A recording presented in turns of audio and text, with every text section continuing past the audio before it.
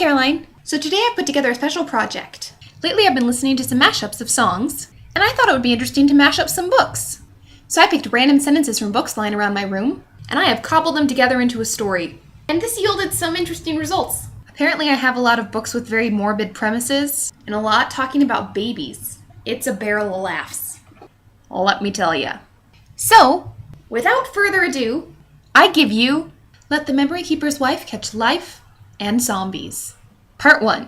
At the beginning of July, during an extremely hot spell, I found Arthur engaged in digging holes.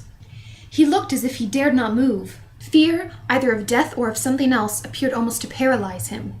The possibility of his having endured such unkindness was enough to interest all of my tender feelings. I went downstairs and out into the yard.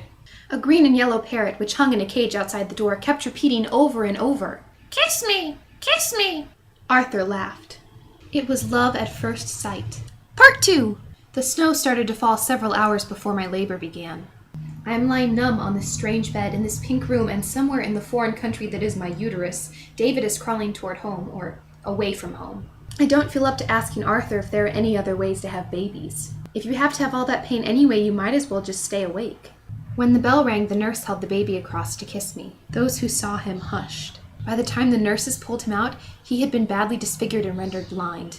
The doctor was unsure if he would survive. There was a poison in his blood, in his soul, which might destroy him. The doctor said medical research was doomed. The doctor turned to the window. There was a clock he could distinguish on a distant tower. It was 4:30. There would be no other delivery today. So, that's that. I did have to change some names and some pronouns to make things work. And I know there were still issues with verb tense, so forgive me for that. And that's all I got for you today. Goodbye, Caroline!